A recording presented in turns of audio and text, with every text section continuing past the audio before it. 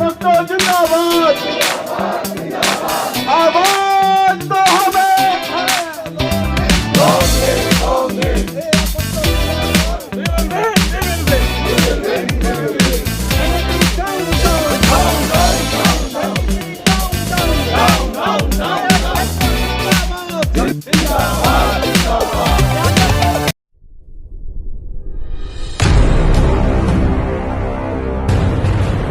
All India Federation of University and College Teachers Association, AIFUCTO, Mahadharna here at Jantar Mantar. We have the president with us. Sir, you are demanding to repeal the NEP 2020. Why you are demanding this?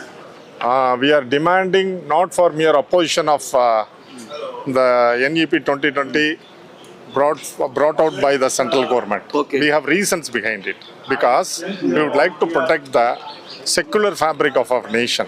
India is democratic, secular, socialist republic. But we think that there is an attempt to alter the character of the nation. In order to altering the character of the nation, they are altering the education policies. That's why we are opposing NEP and 2020. They are altering the history, they are altering the science, everything is altering in order to bring some interest, vested interest. You are saying that it is a radical attempt. It is a concerted, planned attempt to change the education in a particular manner. What is the problem? It is about the history, because there is just some questions on history also. So maybe there is some changes in history, but sometimes the left and right war is there, but there is some neutral way. So what do you think? Is it okay to say that? Promoting science is a paramount thing in the world. Promoting science is bringing employment. Promoting science is a right way to rule the. But nobody can change the science rules, na? No. Anyway, it may be because pampering the history. unscientific things is against the science. You are saying that promoting the Unscientific unscientific things. You have no worried about the history. No, we are also worrying about the history also. Okay. The history must be a history. Must be history. We should not play politics on history. Okay. It should be loud and clear. Any change must be taken with the consultation of the experts in that field. Change is required, but Change is required in a positive way. positive. In a positive way. But the confidence should be there, na? Yes, Take the confidence for all the all government is not taking the views of the teachers Okay. for the past 10 years. Well, some. They are not ready to meet even the leaders of the organization. Okay. We could not meet the chairman of UGC. We could not meet the Minister of Education. It is a pathetic situation in India. It's a big gap between the teachers. Not only gap, they are not ready to meet. They are not ready to meet. It is undemocratic. And They should meet the teachers first. Teacher there is organization some leaders. ego problem.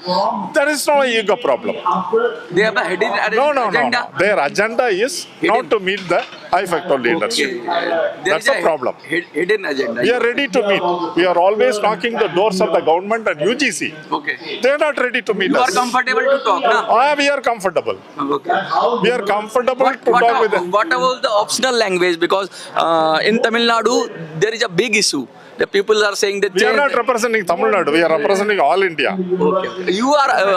I'm saying you are the Maybe I president. may be from Tamil Nadu. I am representing IFECTO. But the I am language reflecting the sentiments of the teachers of whole India. Okay. What about the language issue? There is a three language system, na? But three languages, as far as three languages are concerned, it is not possible to teach three languages in any state. But it is optional, na? It is optional. It is optional. It is optional. If somebody wants to, If any state welcomes, let it be implemented. but there is a big protest in Tamil Nadu. It is a prerogative of the state to implement a language or not. Okay. It is a prerogative of the state. You have no They problem. cannot thrust any language down their throat. Okay. What is your message to the people watching? I want to say education policies must be framed only in consultation with the stakeholders. Our views must be taken into account. For the past 10 years, they did not take our views in the preparation of policies, anything. They have day in, day out. They are publishing a huge number of regulations. But they are- number of regulations. But the government is saying sabka saath, sabka vikas. What do you think? They are saying What does that. it mean? All are with. No, they are saying, but it's not happening. We are for development. We are not against the development. Okay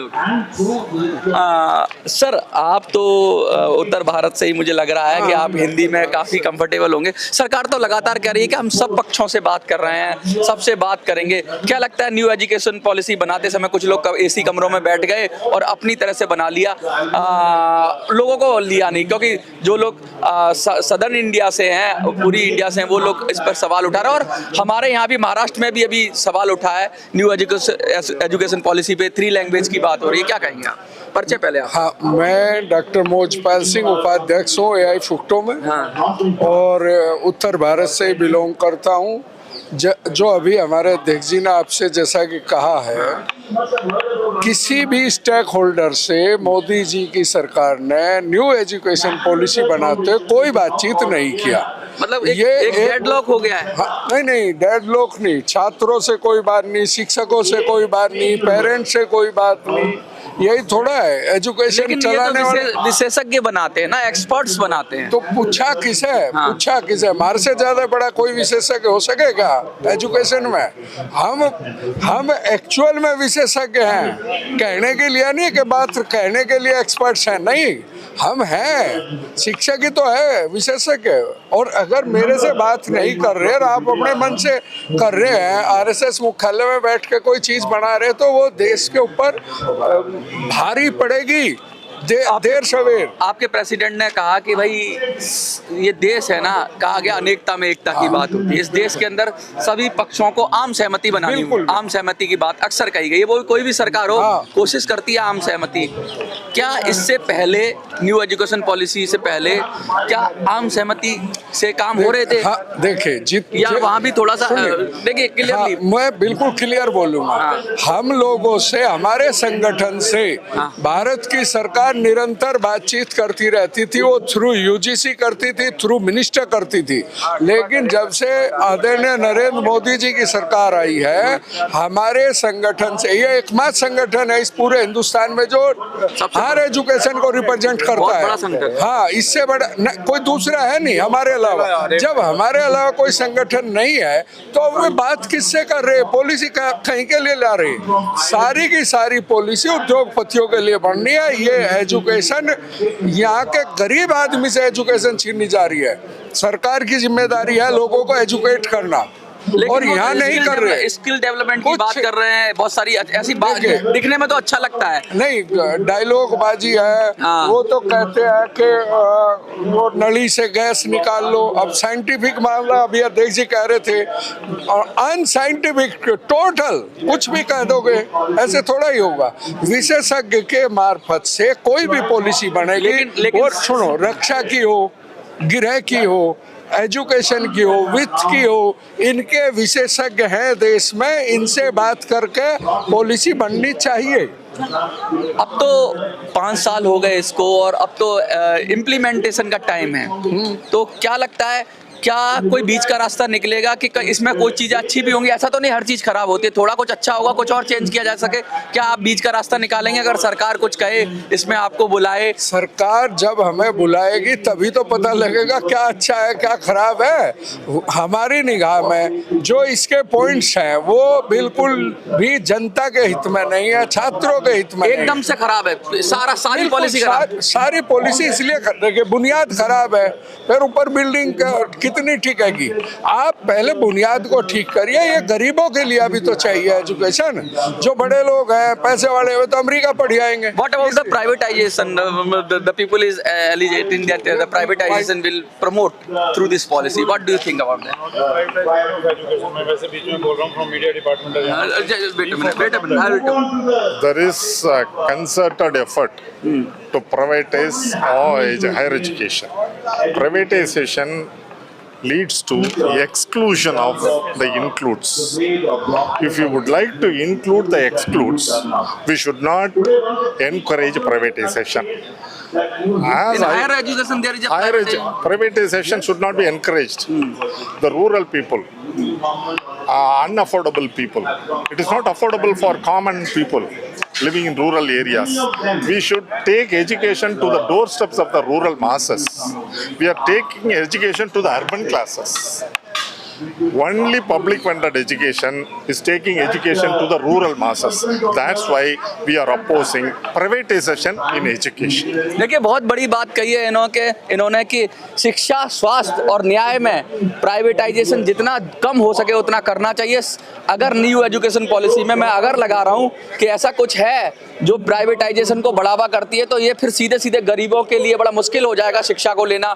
आज MBBS करने के लिए लाखों रुपया चाहिए, करोड़ों रुपया चाहिए, तो वो लोग कहाँ से लाएंगे? तो एक तरीके से आप वो जो पॉवर्टी लाइन के आसपास हैं या नीचे हैं उनको एक्सक्लूड कर देंगे आप, अगर ऐसा सिस्टम बना। क्योंकि हायर एजुकेशन के लिए बहुत पैसा चाहिए और सरकार ही उसको कर सकती है। प्राइवेट सेक्टर सिर्फ पैसे के लिए करता है, प्रॉफिट के लिए करता है, व्यापार करेगा। व्यापार है। आपको क्या लगता है कि सरकार आपकी तरफ से भी आपका संगठन है, दबदबा रहा था एक टाइम, कहीं ऐसा तो नहीं है कि आपका दबदबा इतना ज्यादा था कि आपने दूसरों का विचार नहीं सुना, वही आपके साथ हो रहा है? नहीं, हम किसी पार्टी से संबंधित थोड़े ही हैं। नहीं, पार्टी से नहीं, एक पर्टिकुलर आइडियोलॉजी तो कहते हैं। ना, हमारी शिक्षक की आइडियोलॉजी है। हाँ। ये फाइनल है। अच्छा। और उसमें कांग्रेस हो या समाजवाद हो या कोई और सरकार हो या भाजपा हो, हम अगर गलत करेंगे हम प्रतिवाद करेंगे। हमारा यही अधिकार है। हमें ये मौलिक अधिकारों में मिला है कि हम उस बात के जो बात गलत है हमारी निगाह में, हमारे सिस्टम की निगाह में, हम उसका प्रतिवाद करें। बहुत साफ कह रहे हैं कि जो गलत है उसका प्रतिवाद करें, लेकिन साथ में ये कह रहे हैं कि जब मैंने पूछा क्या ये भी थोड़ा सा अपने स्टैंड से थोड़ा सा डाउन जाएंगे, कोई सेंट्रल में, कोई बीच में, कोई न्यूट्रल स्टैंड आएगा? क्योंकि कुछ लोग कहते हैं कि पहले बहुत लेफ्ट सेंट्रिक एजुकेशन था, अब राइट सेंट्रिक हो रहा है, लेकिन इस देश को बीच का रास्ता चाहिए। अब सरकार को क्या एकदम वैसा ही करना चाहिए जैसा कि पहले होता था? कि कुछ संगठन, अब ये सबसे बड़े संगठन की बात कर रहे हैं, तो क्या इनको क्यों नहीं इंक्लूड किया जाना चाहिए? ये भी स्टेक होल्डर है, ये भी इस देश के लोग हैं, इनकी भी सोच को उसमें रिफ्लेक्ट नहीं होना चाहिए? और गलत क्या है? अगर ये कहते हैं कि प्राइवेटाइजेशन को शिक्षा में कम करो, तो गलत क्या है? बेसिक फंडामेंटल्स की बात कर रहे हैं, तो मुझे लगता है सरकार को सुनना चाहिए, सरकार को मिल बैठ के बात करनी चाहिए और एक कोई ऐसा रास्ता निकालना चाहिए जिससे ये टकराव की स्थिति ना हो। बात और करा, हम जिद पे नहीं है। हाँ। हम हक की बात कर रहे हैं, हमसे बात करो ना। बात करेंगे, जो वो देंगे, हम अपनी बात बताएंगे, हमारी बात ठीक हो, मान लो, ठीक है। बस बहुत बड़ी बात कही है इसी नोट पर कि भाई जिद किसी की भी अच्छी नहीं होती। इस देश को बीच का रास्ता ही चलना पड़ेगा, इस देश को न्यूट्रल वे जाना पड़ेगा। अगर ये लेफ्ट जाएगा या राइट जाएगा तो फिर न्यू एजुकेशन पॉलिसी के खिलाफ लगातार आपका संगठन प्रोटेस्ट कर रहा है, आप पंजाब से आए हैं। क्या लग रहा है कि सरकार एकदम अड़ियल रवैया अपना रही है, बिल्कुल भी नहीं सुन रही है? दो विषय हैं। एक तो है कि जो न्यू एजुकेशन पॉलिसी 2020 किया गया, उसके हमारा विरोध क्यों है? उसका विरोध यह है कि जो 2020 की न्यू एजुकेशन पॉलिसी लॉन्च की गई है, ये पूरे के पूरे शिक्षा संस्थानों को और शिक्षा प्रणाली को ध्वस्त करने का एक बहुत गहरी साजिश का प्रयास है।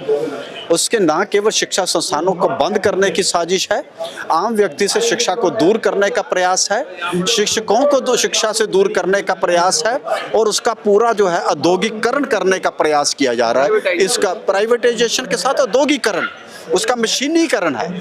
जैसे कल को ये कहेंगे कि न्यू एजुकेशन पॉलिसी में शिक्षकों की आवश्यकता नहीं है, रोबोट पढ़ाएंगे। तो ये सारी एक साजिश के तहत किया जा रहा है। हमारे देश में तो अभी शिक्षा गांव-गांव तक पहुंची नहीं, और वहां तक पहुंचाने से पहले ही शिक्षा संस्थानों का बंद करने का प्रयास जो इसमें किया जा रहा है, उस शिक्षा संस्थानों के क्लस्टर बनाने का प्रयास किया जा रहा है। 2-2 3-3 हजार के कॉलेज से निचले कॉलेज को बंद करने का प्रयास किया जा रहा है, विश्वविद्यालयों को बंद करने का प्रयास किया जा रहा है। इसलिए हम 2020 की जो न्यू एजुकेशन पॉलिसी का सख्त विरोध करते हैं।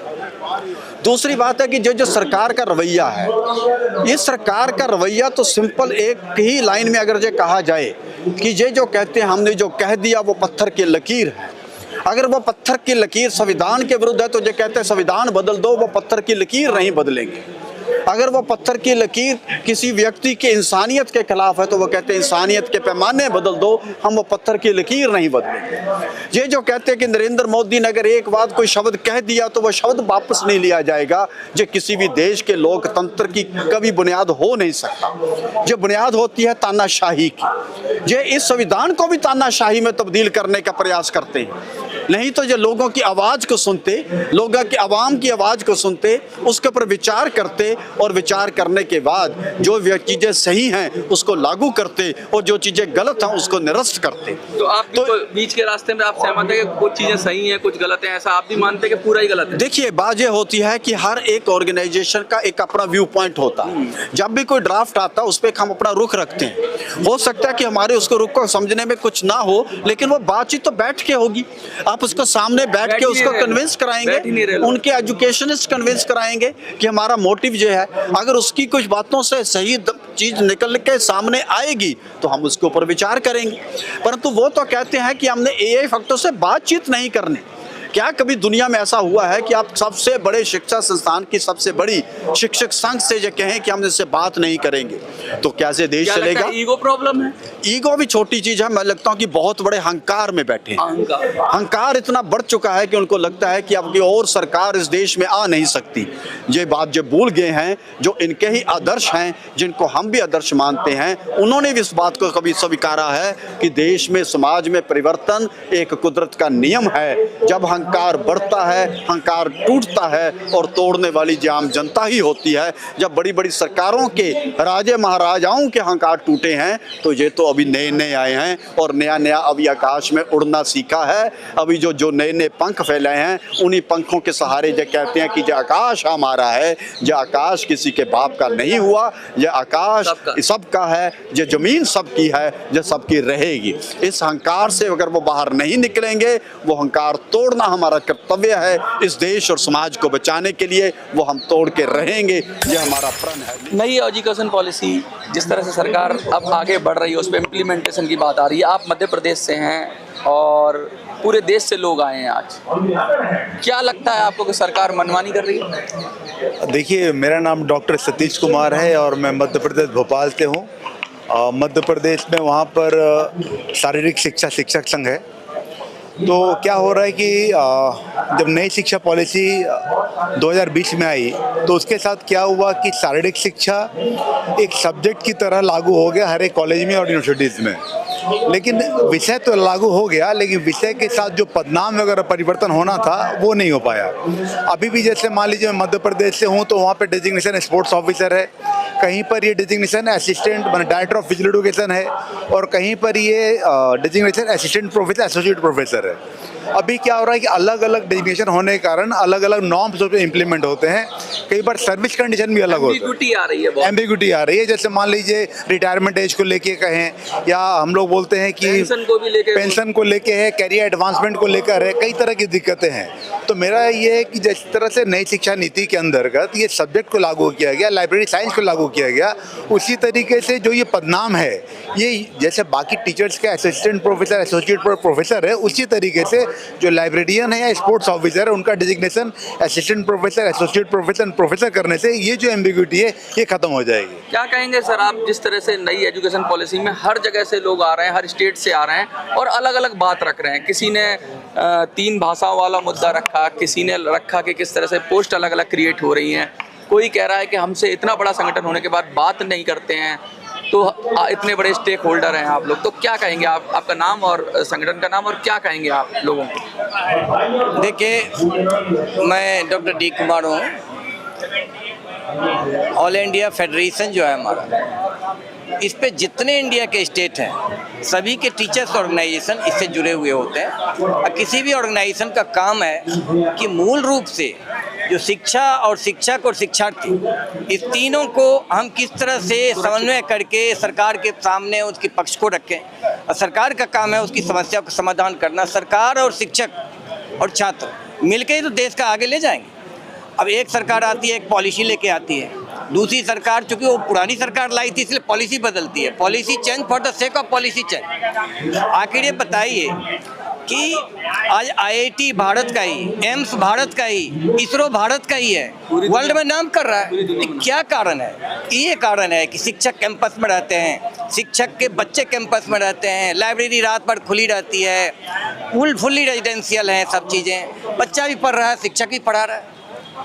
एक गुणवत्ता आई है आईआईटी की, क्यों आई? 1956 से ही 57 से चल रही है, उसकी गुणवत्ता वर्ल्ड मान रहा है। आईआईएम की गुणवत्ता वर्ल्ड मान रहा है। तो नीति ये लाओ ना, गुरुकुल बनाओ। हम तो कह रहे हैं गुरुकुल लेके आई है जिसमें छात्र भी रहे, शिक्षक भी रहे, कोई अव्यवस्था ही नहीं रहे। सरकार इसको करने में समर्थ नहीं हो पा रही है, कोई भी सरकार रहे। टीचर को जब रहने की नहीं दोगे, रिसर्च की नहीं दोगे, फैसिलिटी नहीं दोगे, तब कहोगे शिक्षक काम ही नहीं करता। कैसे करेगा काम? शिक्षक व्यापारी नहीं है, शिक्षक नींव है। नींव है, छात्र और शिक्षक साथ रहने का है। एक कैंपस पर रहता है, अनुशासन भी रखना है। आज शिक्षकों की छोटी मोटी समस्याएं रहती है, इसको बड़ी सी समस्या बना दिया जाता है। लाखों करोड़ रुपए साइफोन अब दूसरे घोटालों में हो रहे हैं। शिक्षक को क्या चाहिए? वेतनमान चाहिए, वेतनमान से ज्यादा कुछ नहीं है। और सम्मान भी चाहिए। सम्मान तो चाहिए ही चाहिए। छात्र हम पढ़ाएंगे, सम्मान देता ही देता है। लेकिन जब लिस्ट बनती है, हमारे लिस्ट में देखेंगे शिक्षकों की समस्या कम है, छात्रों की समस्या ज़्यादा इसमें हम रखते हैं। छात्र की समस्या को कोई नहीं उठाता, शिक्षक ही उठाते हैं छात्र की समस्या। अगर हमारे पास अच्छी शिक्षा नहीं रहेगी, अच्छे स्वास्थ्य नहीं रहेंगे, विद्यार्थी खूब हृष्ट-पुष्ट नहीं होगा, तो हम कैसे नागरिक तैयार करेंगे? ये शिक्षक का ही दायित्व। देश की नींव कमजोर हो जाएगी। देश की नींव, ये समझना चाहिए शिक्षक क्या है। अगर ये सरकार नहीं समझ रही है, सरकार वार्ता करने चाहिए। ये शर्म सरकार को आनी चाहिए। जो वार्ता शिक्षक से नहीं कर रहे हैं, शिक्षक सड़क पे होते हैं, तो कोई अच्छी बात थोड़ी होती है। ये चाहे विरोधी दल हों या सत्ता दल हों, भारत के अनेक राज्यों में अलग अलग पार्टी की सरकार है। ये तो हमारी ब्यूटी है, डाइवर्सिटी। इसमें सरकार को बात करनी चाहिए। न्यू एजुकेशन पॉलिसीज में जो कमियां हैं, उन कमियों की इशारा कर रहे हैं। आप कह रहे हो प्राइवेटाइजेशन हो जाना चाहिए। क्यों हो जाना चाहिए? टैक्स कलेक्शन हमारा हो रहा है, छात्रों को फुल्ली स्कॉलरशिप दो, रेजिडेंशियल यूनिवर्सिटी और कॉलेज बनाओ, फैसिलिटी को। ये क्या कह रहे हो? प्राइवेट सेक्टर करेगी तो हम क्या करेंगे? सरकार और क्या करेगी? टैक्स किस बात का बताओ। तो सवाल ये है कि छात्र को उच्च स्तर की शिक्षा मिले, ये श्योर करिए। ये नहीं कहिए जो आप चंदे से चला लो, पैसे से नहीं चलेगा। नहीं, ये कह रहे हैं प्राइवेट सेक्टर आएगा और वो चलाएगा। प्राइवेट सेक्टर चलाएगा? प्राइवेट सेक्टर इसरो चला रहा है क्या? प्रॉफिट बनाएगा। एम्स को क्यों नहीं प्राइवेट सेक्टर चला रहा है? आज बताइए, कोई भी आदमी कहता है मेरे बच्चे का एम्स में एडमिशन हो जाए, क्यों? गवर्नमेंट सेक्टर की है, अच्छी है और उसी पे भरोसा है। आईआईटी होना चाहिए, कोई प्राइवेट सेक्टर की नहीं चाहता है आदमी। तो आईआईटी को ब्रांड किसने बनाया? गवर्नमेंट के सेक्टर में बनिए, क्यों प्राइवेट ले जाना चाहते हो? जो अच्छे सेक्टर है उनको तो उनको और अच्छा करो, दूसरों को और अच्छा करो। और स्टेट को फंडिंग बंद कर दिया। स्टेट गवर्नमेंट को फंडिंग पहले जाती थी, यूजीसी से फंडिंग जाती थी, वो सब फंडिंग बंद हो गई है। एक ने पैसा स्टेट यूनिवर्सिटी को, कॉलेज को नहीं मिल रहा है। ये क्या है? शिक्षा का पतन की तरफ बढ़ा। आप कहोगे उसके बाद शिक्षक पढ़ाते नहीं है। सारा चीज़ आप ले लो ऑनलाइन, मतलब छात्र अपने घर में बैठ जाए। यहाँ कह रहे हो 40% ऑनलाइन ही एजुकेशन दे दो, और फिर शिकायत कर रहे हो कि मोबाइल बच्चा ज़्यादा चला रहा है। अरे मोबाइल आप ही चलवा रहे हो उससे। सारी चीज़ें गवर्नमेंट की पॉलिसी से अगर गड़बड़ हो रही, कहिए मोबाइल से दूर रहो, शिक्षक के पास रहो, हॉस्टल में रहो, पढ़ो लिखो, चरित्र निर्माण करो, भारत का निर्माण करो। ये है हमारी शिक्षकों की डिमांड। इसमें और सारी इश्यूज हैं, सरकार बात करती है, हम जनता के लिए कम कर रहे हैं। शांतिपूर्ण ढंग से प्रदर्शन होता है, सरकार सुनती है तो ठीक है, नहीं सुनती हम बात आगे रखते रहें।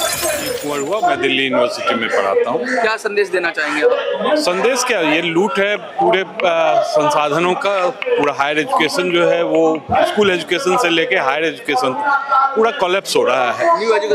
दिल्ली विश्वविद्यालय जो कि जाना माना यूनिवर्सिटी होता था, आज स्थिति यह है कि स्टूडेंट जो है वो बाहर है। अभी एक सेमेस्टर खत्म नहीं हुआ है, दूसरा सेमेस्टर शुरू है, एडमिशन कभी हो रहा है, एग्जामिनेशन कभी हो रहा है, मतलब पूरा का पूरा जो अस्त व्यस्त हो जाना कह सकते हैं। आप जबरदस्ती बिना तैयारी के, बिना डिबेट के, बिना डिस्कशन के आप लागू कर रहे हैं, यूजीसी के जरिए जबरदस्ती थोप रहे हैं। हालत ये है कि अभी 4th ईयर का क्या होगा ये पास भी नहीं हुआ है और स्टूडेंट को पता नहीं है कि अगला साल उसका क्या होने वाला है। तो एक कैओस का सिचुएशन है, पूरी तरह से तफरी हो गई है, पूरी तरह से बर्बाद कर दिया है। अब क्या करना चाहिए? नहीं, एक ही हमारे पास और तरीका क्या है? हमारे पास तरीका यही है, डेमोक्रेटिक तरीका है। हम लगातार देख रहे हैं कि हमने पार्लियामेंटेरियन को भी, डिफरेंट पॉलिटिकल पार्टीज को भी हमने ऑन बोर्ड करने की कोशिश की है, अपना अनुभव बता रहे हैं ताकि वो इस पूरे मसले पर सरकार को घेरें। मतलब ये सिस्टम जो है पूरी तरह से कोलैप्स हो जाएगा, पब्लिक फंडेड इंस्टीट्यूशन तबाह हो जाएंगे। तो जैसे निजीकरण आप कर रहे हैं, दूसरे क्षेत्रों में आपने शिक्षा का भी निजीकरण कर दिया। आज अमेरिका का से आगे अगर चाइना बढ़ रहा है तो उसके पीछे रीजन सिर्फ यही है कि चाइना ने पब्लिक फंडेड इंस्टीट्यूशन में इन्वेस्ट किया है और उससे वो नॉलेज पावर बना है। आपको अगर नॉलेज पावर बनाना है, दुनिया में अपनी नॉलेज इकोनॉमी में हस्तक्षेप करना है, तो आपको इनपुट डालना होगा, इन्वेस्ट करना होगा, ना कि आप वहां से चीजों को खत्म करें। क्या नाम है आपका, कहाँ से आए हैं? मेरा नाम डॉक्टर अमित चौधरी है।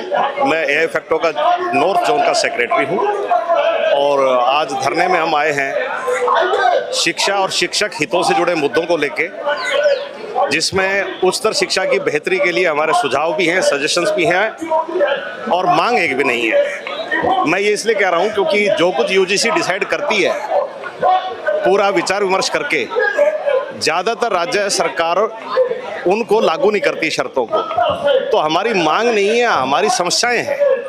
मांग तब होती है जब कुछ नया मांग रहे हो। उदाहरण के लिए एमफिल पीएचडी के इंक्रीमेंट है हायर एजुकेशन में। अगर हायर एजुकेशन में उच्च शिक्षा की पढ़ाई के आपको इंक्रीमेंट इंसेंटिव नहीं मिलेगा तो फिर किस चीज़ का मिलेगा? यहाँ एमफिल पीएचडी के इंक्रीमेंट बाकायदा यूजीसी ने अपने नोटिफिकेशन में रखे, लेकिन लागू करने के समय में किसी तरह की कोई अनोमली और उसके ऊपर एक तरह से मतांतर हो गया और आज वो एक समस्या के रूप में यहाँ पे हमारे सामने खड़ी है। समस्या, उसके समाधान की अपील करने आए हैं। हम चाहते हैं कि ज़्यादा से ज़्यादा एक डिस्कशन टीचर्स एसोसिएशंस के साथ होना चाहिए, क्योंकि जिनके पास समस्या है उनके पास समाधान भी है।